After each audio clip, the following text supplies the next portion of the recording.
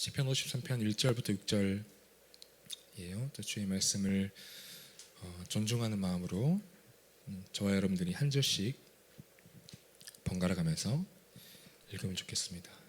1절 제가 읽을게요. 어리석은 자는 그의 마음에 이르기를 하나님이 없다 하도다. 그들은 부패하며 가증한 악을 행하며 선을 행하는 자가 없도다. 하나님이 하늘에서 인생을 두어내사 지각이 있는 자와 하나님을 찾는 자가 있는가 보려하신즉 각기 물러가 함께 더러운 자가 되고 선을 행하는 자 없으니 한 사람도 없도다.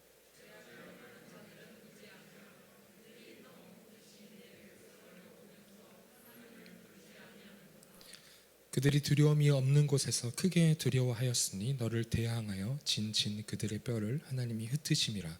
하나님이 그들을 버리셨으므로 내가 그들에게 수치를 당하게 하였도다.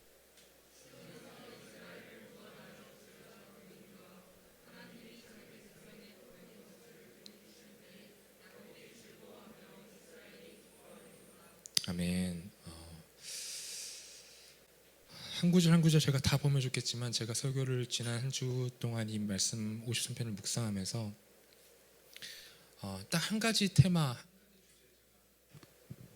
많이 집중을 하고 이 말씀을 나누면 좋겠다라는 생각을 했는데 그게 바로 1절이에요. 어리석은 자는 그의 마음에 이르기를 하나님이 없다 하도다.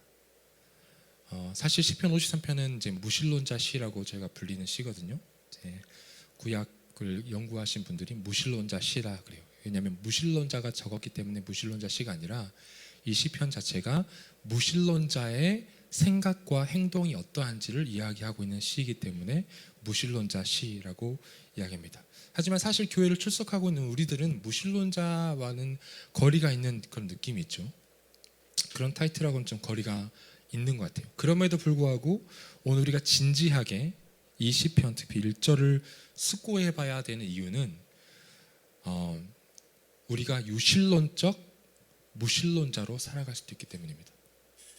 다시 한 번 말씀드리면 우리가 유신론적 무신론자로 살 수도 있어요. 세상엔 두 종류의 무신론자들이 있죠. 첫 번째는 실제적인 무신론자들이요. 믿지도 않고 믿지 않는 것처럼 생활합니다. 두 번째는 유신론적 무신론자예요. 믿는다고 이야기하는데 그들의 삶은 무신론과 같은 삶을 살아갑니다. 나는 하나님 믿어 라고 고백해요. 근데 그들의 실제적 삶은 무신론자와 같은 삶을 살아가요. 조금 더 깊은 이야기를 해볼까요? 무신론자와 유신론자의 가장 큰 차이점이 뭐라고 생각하세요? 유신론자와 무신론자의 가장 큰 차이점. 무신론자들은 단순히 신이 없다고 생각하고 유신론자들은 신이 있다고 생각하는 그런 피상적인 수준의 차이가 아니에요. 가장 큰 차이점은 그들이 의지하는 대상이 다릅니다. 무신론자들은 외부적인 그리고 초월적인 존재를 신뢰하지 않기 때문에 그들이 의지하는 것은 존재론적이고 실존적인 거예요. 결론은 자기 자신입니다. 자기의 스펙, 자신의 재산, 자신의 학벌, 자신의 경험, 자신의 직업 이런 것들에 의지해요. 2022년 4월 불과 2주 전이에요. 4월 15일에 출간된 따끈따끈한 책이 있습니다. 그 책이 뭐냐면 신없는 세계에서 목적 찾기라는 책이 있어요. 네, 이 책이죠. 저도 다 읽지 못했어요. 왜냐하면 이제 2주 전에 나와서 제가 읽으려고 어제 주문을 했어요. 어제 주문했는데 제가 이 책을 보다가 서문 그리고 이 책에 소개하는 글을 제가 읽었는데 읽어야겠다라는 마음이 들었어요. 왜냐하면 이분이 이제 세계적인 명문대학교 토론토 대학교 항상 대학 순위로 하면 이제 전 세계 30위권 안에 드는 대학이에요. 토론토 대학교의 정신의학과 조교수예요. 랄프 루이스라는 학자가. 근데 이 교수님이 이 책에서 이렇게 말해요. 인생의 종착역은 어차피 죽음인데, 그렇죠? 인생의 종착역은 어차피 죽음인데 우리가 왜 살아야 하는지 인생의 목적을 어디서 찾을 수 있는가? 그분은 철저하게 무신론적인 관점에서 이야기합니다. 인생의 목적은 초월하는 신의 영역에서 찾는 것이 아니라 진화의 산물로 우연히 탄생하는 나라는 존재에 대한 숙고에서 출발해야 된다라고 이야기해요. 더 크고 높은 힘에 기대고 싶었던 우리의 관습적인 사고를 잊어버리고 거둬들고 이 광활한 우주에서 신의 자리는 없다는 것을 알아야 된다. 그리고 종교가 도덕이 지탱하지 않더라도 고대 인류가 인류 사회 속에서 적절한 생존 전략을 스스로 찾아냈듯이 우리는 우리가 스스로 인생의 목적을 찾을 수 있다라고 생각해야 된다라고 이야기해요. 그게 이 책의 소개문이에요. 서문이에요. 그래서 읽어야겠다라고 썼어요. 왜냐하면 읽고 설득당하려고 쓰는 게 아니라 도대체 어떤 이야기를 하는지 보고 싶어서. 무슨 말이에요? 이분이 하는 말은 단순히 저는 이분이 하는 말이라고 생각하지 않습니다. 이 사람의 목소리를 귀 기울이는 세상의 청년들이나 세상의 사람들이 되게 많을 거예요. 무슨 말이냐면 우리의 근원은 하나님이 아니라 우연의 결과라는 거예요. 그러니까 초월자를 찾지 말고 존재하지도 않는 하나님께 너의 인생을 의지하지 말고 너 스스로를 의지해라 라고 이야기하는 거예요. 이게 무신론자들이 믿고 지향하는 바예요. 스스로를 의지하는 거. 그런데 참된 유신론자들은 어떠해요? 우리가 의지하는 것은 내가 아니죠. 그렇죠? 우리가 의지하는 것은 나 밖에 있는 타인이에요. 내 안에 있는 나의 능력과 나의 지혜와 나의 경험과 학벌과 스펙이 아니라 내 밖에서 역사하시는 나보다 훨씬 크신 이를 의지하는 거예요. 그게 바로 유신론자예요. 그리스도인이죠. 그렇기 때문에 그 결과 또한 극명하게 달라요.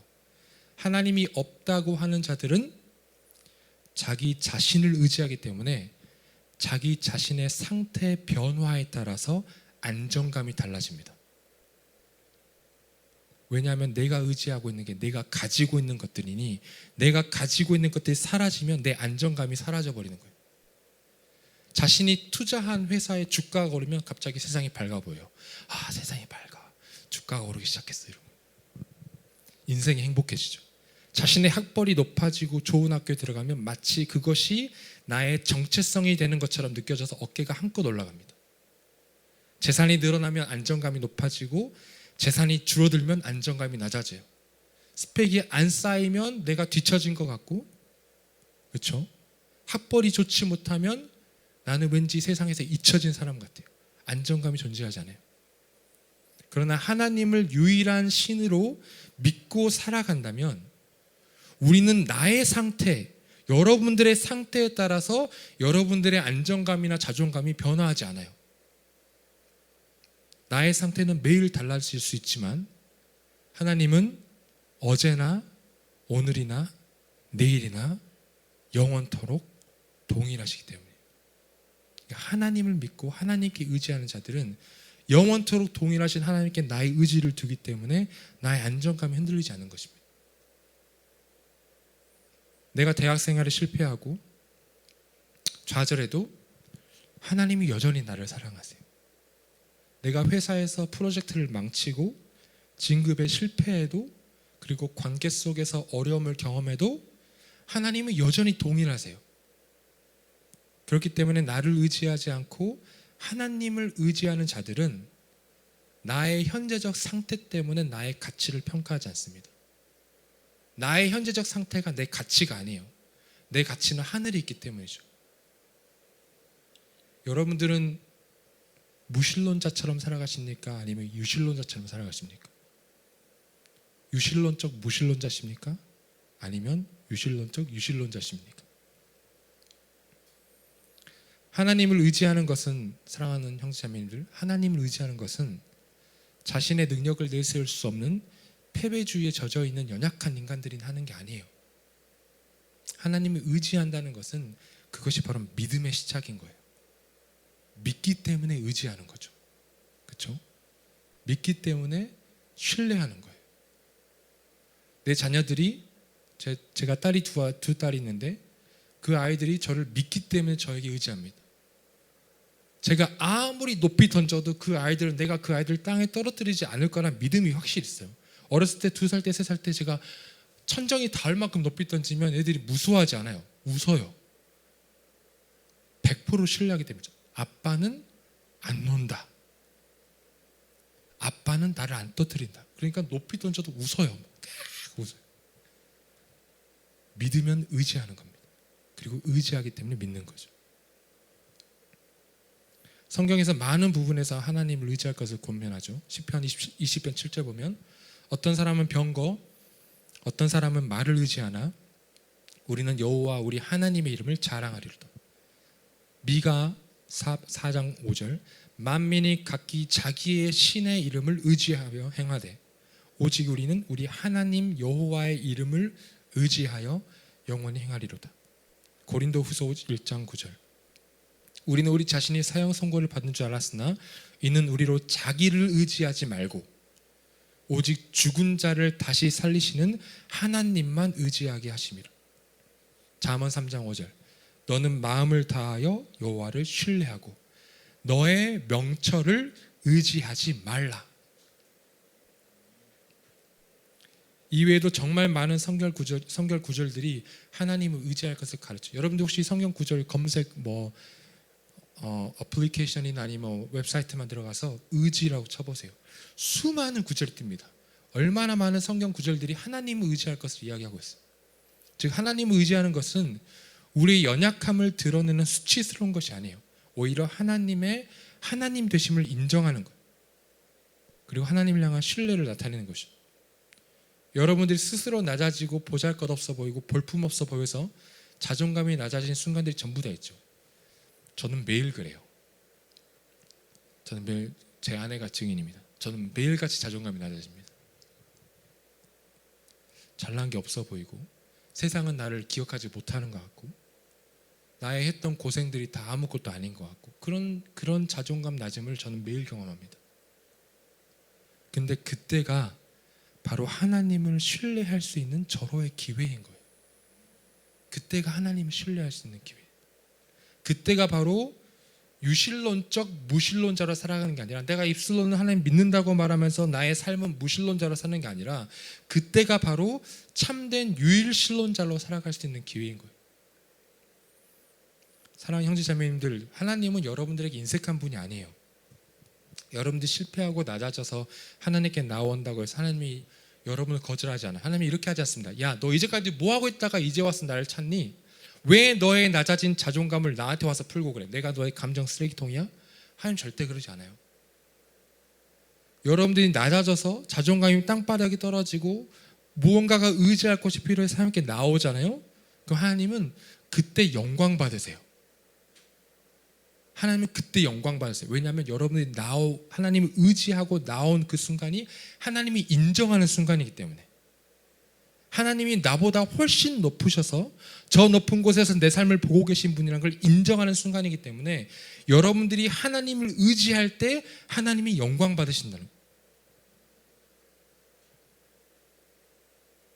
그러나 하나님을 신뢰하지 않고 믿지 않는 사람들은 하나님을 의지하지 않죠. 자신이 갖고 있는 것만 신뢰합니다. 그런데 오늘 시편에서 1절에서 말하기를 그런 사람들은 지혜롭다고 스스로 생각하나 사실은 어리석은 자라고 이야기하는 거예요.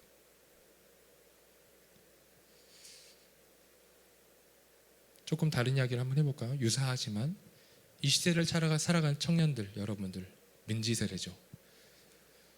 민지세대 나이 카테고리를 봤더니 36가지더라고요. 36살까지 민지세대고 36을 넘어가면 민지세대가 아니에요. 저는 민지세대가 아니에요. 제 안에는 커트라인에 걸립니다. 여러분과 같은 세대예요. MZ세대. 저는 올드합니다. 근데 아무튼 민지세대들에게 가장 화두가 뭐냐면 공정과 정의예요. 그렇죠? 여러분 다 공감하시는 거죠. 왜 이게 화두가 됐냐면 대학을 졸업하고 이미 대학을 들어가기 전부터 이미 기울어진 운동장을 경험하기 때문이에요. 그렇죠? 대학을 들어가기 전부터. 대학을 들어가서 졸업하고 취직해도 여전히 기울어진 운동장이에요. 똑같아요. 상황은 똑같아요. 그러니까 공정과 정의를 계속 외치는 거예요. 그때 가장 많이 등장하는 단어가 이 단어인데 능력주의.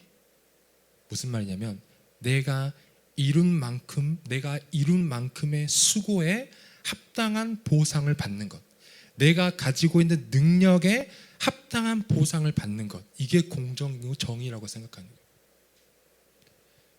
그것이 무너지고 내가 열심히 노력하는 노력이나 내가 그동안 쌓아왔던 것, 그리고 지금 내가 가지고 있는 능력이 아니라 그것 외에 다른 요인들로 인해서 내가 받아야 할 정당한 대우를 받지 못할 때는 분노합니다. 그게 우리 세대 아니죠. 여러분들의 세대. 민지 세대예요. 사회가 기울어진 운동장이기 때문에 운동장을 평편하게 만들어서 경쟁을 똑같이 해보자는 거예요. 똑같이 맞짱 뜨자는 거예요. 너 혼자 높은 곳에 시작하지 말고. 그런데 최근에 또 책 한 권을 소개하면 마이클 샌들이라는 사람, 여러분 다 아시는 사람이에요. 정의란 무엇인가, 하버드의 교수죠. 정의란 무엇인가를 쓴 분인데 그분이 최근에 공정하다란 착각이라는 책을 썼어요. 그래서 그 책 안에서 굉장히 흥미로운 이야기를 해요. 물론 미국의 현실이죠. 뭐냐면, 근데 생각해 보면 한국 현실과 별로 다를 바는 없는 것 같아요.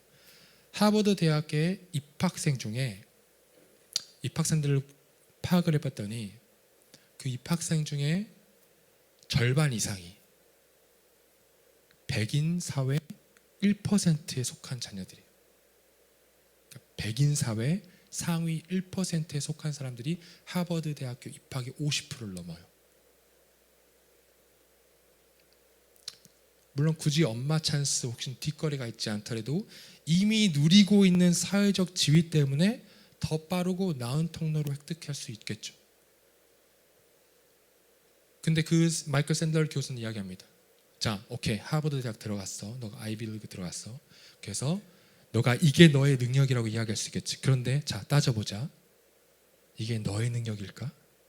라고 이야기하는 거예요. 과연 그것이 당신의 능력일까? 라고 이야기하는 거죠. 이미 사회적 불평등의 구조 속에서 능력주의라는 허울을 걷어내자라고 이야기하는 거예요. 마이클 샌들이라는 사람은 이 책에서 두 가지 메시지를 전달합니다. 첫 번째는 그 사회 피라미드 구조의 꼭대기층에 있는 사람들에게 이렇게 이야기해요. 너가 지금 누리고 있는 것이 너의 능력으로 이룬 것처럼 착각하지 말고 겸손해라. 근데 그 피라미드의 꼭대기층이 아니라 맨 밑에 층에 있는 사람들에게 이야기합니다. 능력에 따라서 공정과 정의, 능력주의를 부르짖는 자들, 사실은 착각하고 있는 걸 수도 있다는 거예요.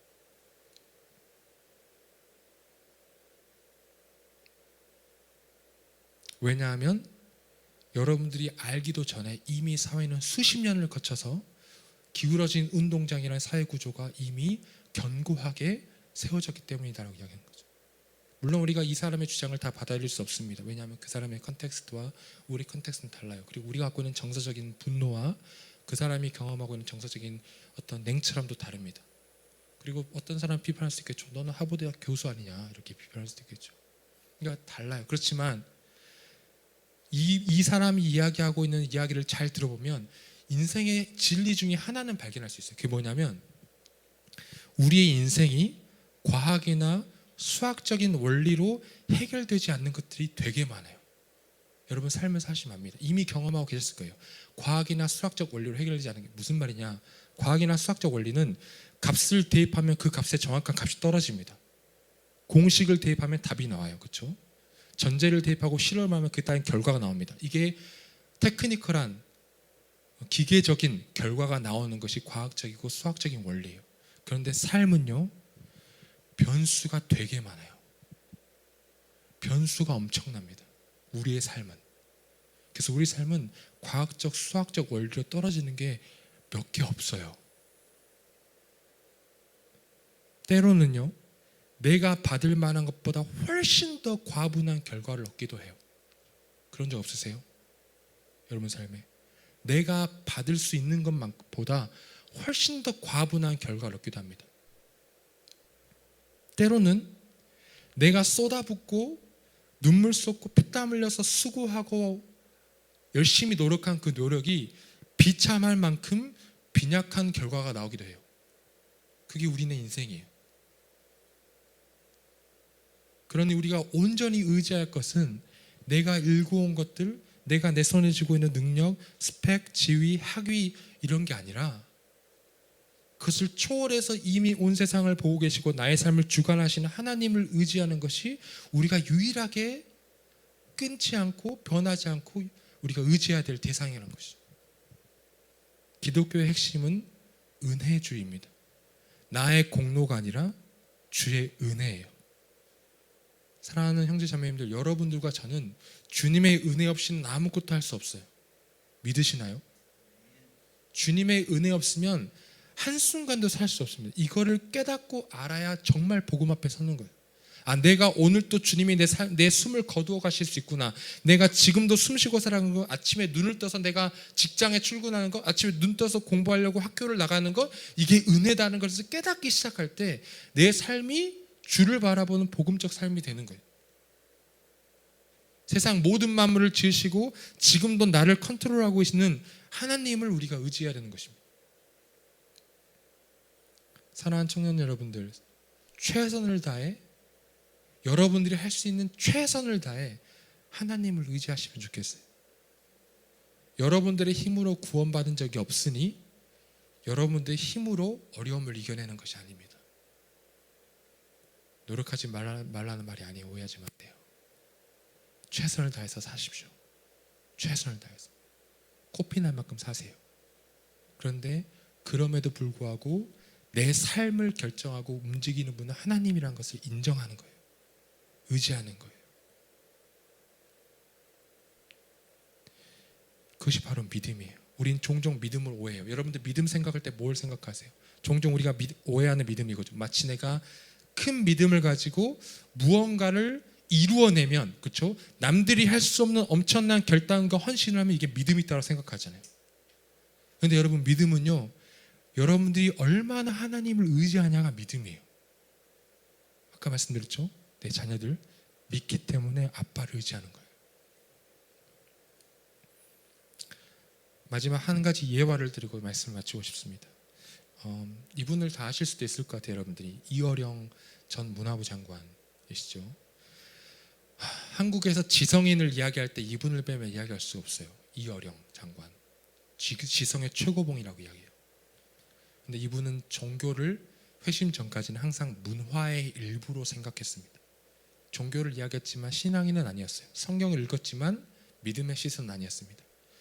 심지어 기독교 방송에 나와서 한림대학교 교수님과 1년 동안 성경을 가지고 대담을 했어요. 성경을 가지고 논의를 했어요. 그런데 그분의 관점은 항상 제3자의 입장, 신자의 입장이 아니라 그냥 제3자의 입장, 객관적인 시선으로 종교를 분석하는 데 주력했죠. 그래서 학자적 관점에서 항상 이야기했습니다. 그런데 그의 그 지성의 차가움이 영성의 진지함으로 변화되는 계기가 있었어요. 그게 뭐냐면, 여러분 이미 다 알고 계신 이야기일 수도 있겠어요. 그러나 한 번 더 들어보세요. 이어령 씨에게 딸이 있어요. 이민아 변호사님 딸이 있는데, 이분은 미국에서 이제 변호사로 활동한 분이에요.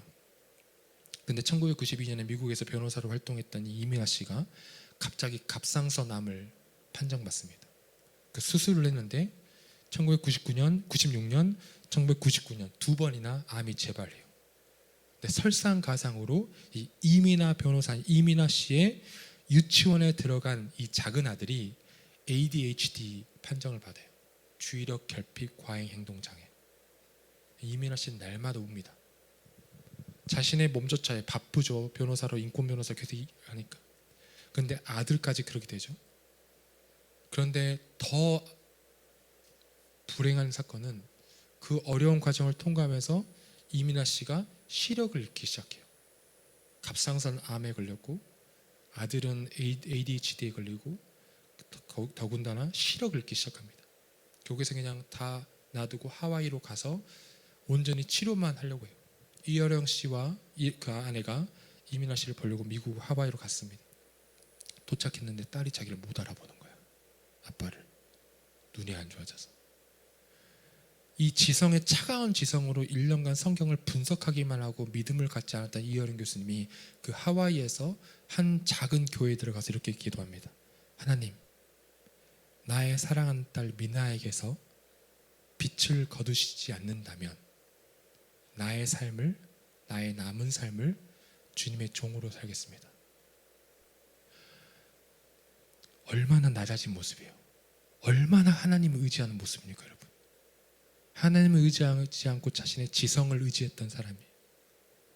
그 결정적 계기 앞에서 자신의 나약함을 깨달은 거예요.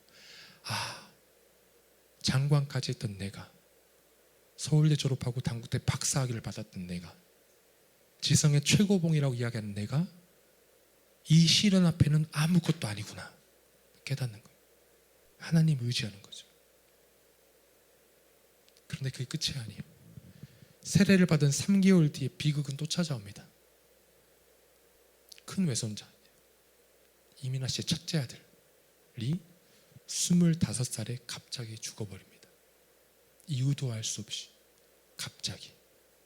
그때 이어령 씨는 세례받은 후였는데 거의 식음을 전폐하고 절망 속에 살았어요. 그런데 그 절망의 고통의 터널 끝에서 한 구절의 말씀이 그를 움직입니다. 무화과 나무에 과일이 없고 포도나무에 열매가 없을지라도 나는 여호와로 기뻐한다. 논리를 따질 수가 없지만 하나님을 의지하고 믿는다라고 이야기하는 거죠. 사실 이어령 교수가 쌓아둔 업적과 노력은, 그리고 그의 능력을 본다면 이런 삶은 불합리한 거예요. 그렇죠? 능력주의로 따지면 내가 이룬 것에 합당한 결과가 나와야 되는 삶을 산다면 이어령 씨는 말이 안 되는 삶을 산 거예요. 그런데 그는 철저하게 낮아져서 하나님을 의지하게 된 겁니다. 이게 그분이 했던 기도인데, 이어령 씨가 돌아가시기 전에 쓴 책인데, 어느 무신론자의 기도라는 책인데, 그 책에 나와 있는 구절인데, 혹시 한번 방송실 한번 띄워주실 수 있으면 한번 띄워주면 좋겠어요. 이어령 씨 기도거든요. 하나님, 당신의 제단에 꽃 한 송이 바친 적이 없으니 절 기억하지 못하실 것입니다. 그러나 하나님, 모든 사람이 잠든 깊은 밤에는 당신의 낮은 숨소리를 듣습니다. 그리고 너무 적적할 때 아주 가끔 당신 앞에 무릎을 꿇고 기도를 드립니다. 하나님, 어떻게 저 많은 별들을 만드셨습니까? 그리고 처음 바다의 물고기를 놓아 헤엄치게 하셨을 때, 저 은빛 날개를 만들어 새들이 일제에 날아올 때 하나님도 손뼉을 치셨습니까? 아, 정말로 하나님 빛이 있어라 하시니 거기 빛이 있더이까? 사람들은 지금 시를 쓰기 위하여 발톱처럼 무딘 가슴을 찢고 코피처럼 진한 눈물을 흘리고 있나이다. 모래알만 한 별이라도 좋으니 제 손으로 만들 수 있는 힘을 주소서. 아닙니다. 하늘의 별이 아니라 깜깜한 가슴 속 밤하늘에 떠다닐 반딧불만 한 빛 한 점이면 족합니다.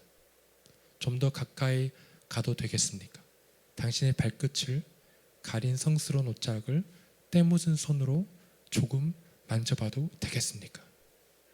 아, 그리고 그것으로 저 무지한 사람들의 가슴 속을 풍금처럼 울리게 하는 아름다운 시 한 줄을 쓸 수 있도록 허락해 주시겠습니까? 하나님, 얼마나 낮아진 모습입니까?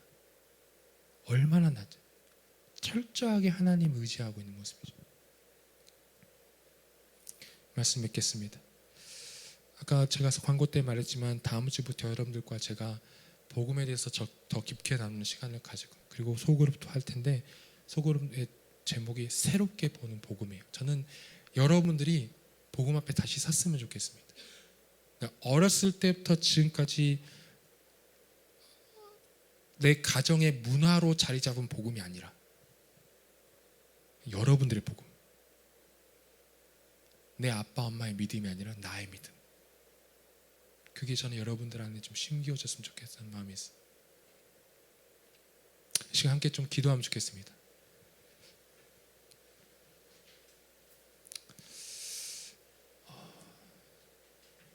어떤 부분이 여러분들의 마음에 좀 새겨졌는지 좀 생각하면서 같이 기도하면 좋겠어요. 눈을 감으시고 함께 제가 나누었던 말씀들을 천천히 한번 돌아보시면서 한 점이라도, 한 단어라도, 한 줄이라도 여러분 마음 가운데 울림이 있는 곳이 있다면 그것을 잡고 같이 기도하면 좋겠어요.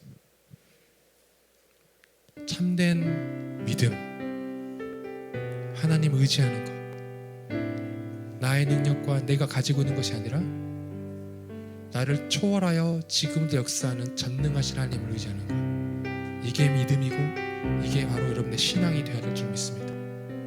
지금 그런 마음으로 제가 함께 마음을 좀 쏟으면서 함께 기도하면 좋겠습니다. 하나님, 제 가운데 오셔서 말씀해 주셔서 감사하고, 하나님 이 말씀 가지고 한 주를 살아갈 텐데 이 말씀이 계속해서 내 뇌리 가운데 남아있는 말씀 되게 하옵소서. 함께 시간 기도하면 좋겠습니다. 함께 기도하시겠습니다.